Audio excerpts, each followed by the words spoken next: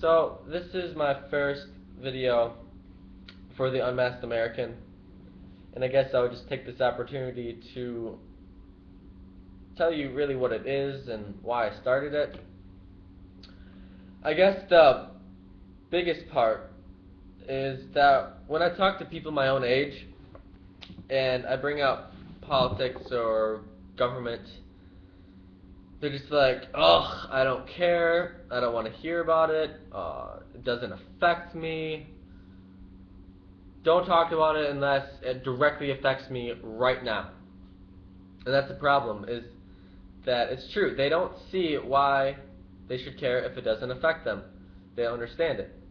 So, like with college, for example, these federal loans with the high interest rates now, that's going to affect them, but that's not going to affect them for another 4 or 5 years when they get out of college, and 6 months later they get hit with a loan bill. But they don't care about that. The thing that they do care about is the fact that the government is working to forgive them of their student loans. So they hear that, and they think, oh my gosh, this is amazing.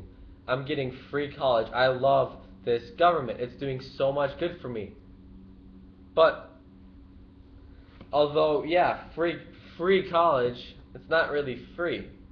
Someone has to pay for it. You got a service, i.e., your degree, your college, you have to pay for that service.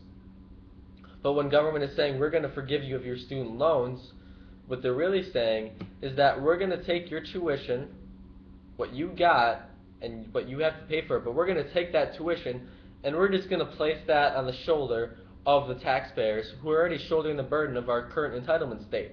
We're just going to shove that on them and they can pay for it. And when they say that, you don't care about the person shouldering the burden, you just care that you got a free education. Now that's the problem, is that there's a disassociation between the services we get and the payment of that.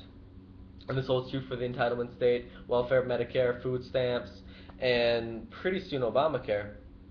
But I guess that's the problem. And when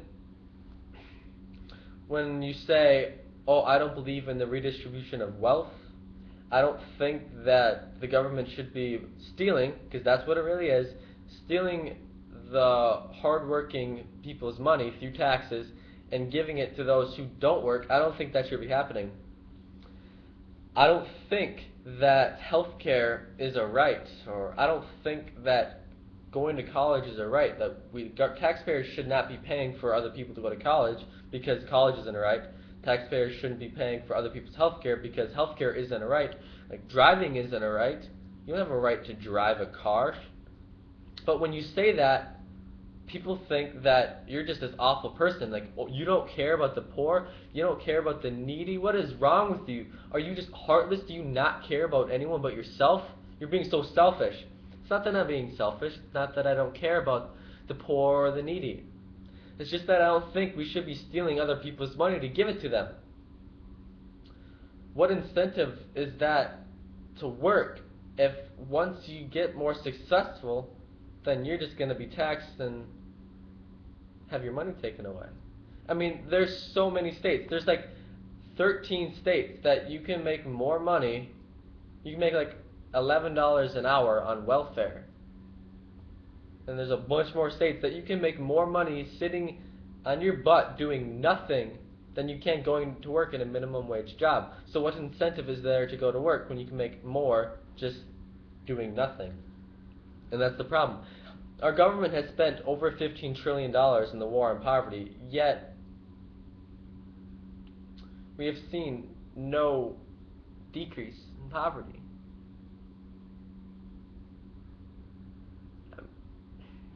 It might be a little less than 15 trillion. Maybe less than 15 trillion. But our government has spent trillions of dollars on poverty, yet there's been no reduction in poverty. To this, I say, the war on poverty must not be very successful. All this trillions of dollars that we've spent to help people get out of poverty hasn't really done what it was meant to do. We have seen more people on entitlement programs, on welfare, and food stamps. 49 million people are on food stamps right now. 49 million people. So, to that I say, we're not we're not really helping them, are we? But to a lot of politicians,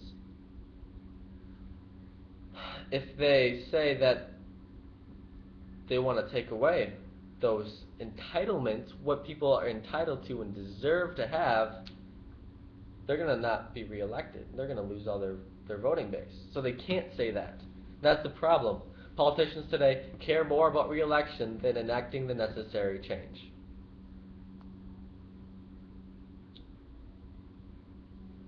So, to me, that's one thing that really frustrates me. But that's not necessarily the exact reason why I started the Unmasked American. I just feel that with media today, and people getting so sucked into their lives and careers and college and all this, that they don't really take the time to really think, actually, to critically think about what's happening. They just take what the media tells them at face value and go with that and display that as fact. But it's not fact. I mean, we have Fox, we have NBC, we have CNN, and they're all giving you a different perspective, But really, they're just trying to sway your opinion. I mean, they do give you facts, but really, I mean, Fox is more lean towards the right, and CNN, NBC is towards the left. And what really aggravates me and frustrates me is the fact that these news sources won't inform you of topics or stuff that happen that don't go along with their views, that would hurt their views.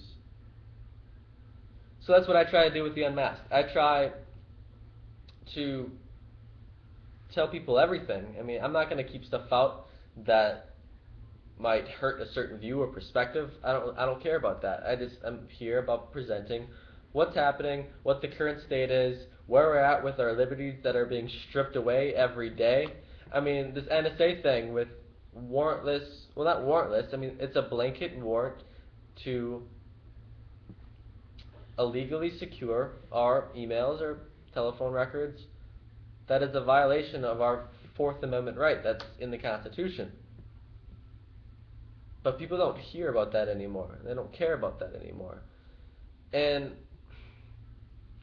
that frustrates me. I want people to hear about that. I want people to care about that. I want people to be informed about that. So that's what I'm trying to do. That's all I want to do. I want to inform people, to let them know what's happening and just how awful it has gotten and how much things need to change. We have strayed so far from the path that our founding fathers put us on. They gave us a roadmap to securing a republic, i.e. the Constitution, yet over and over again we see breaches upon our very basic rights. Freedom of speech, freedom of expression, freedom of assembly, all these things. A right to our privacy in our home, right against unlawful search and seizure. Yet, when we see these encroachments on these rights,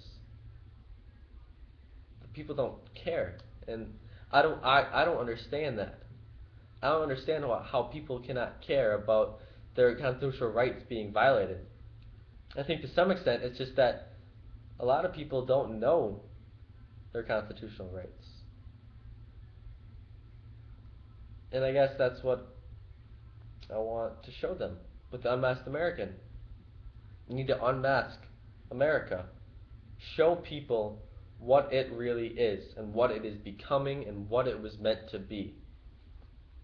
So every week I'm going to try and upload a new video with news that is happening, and I'm going to display my own perspective, my own opinions, and what I think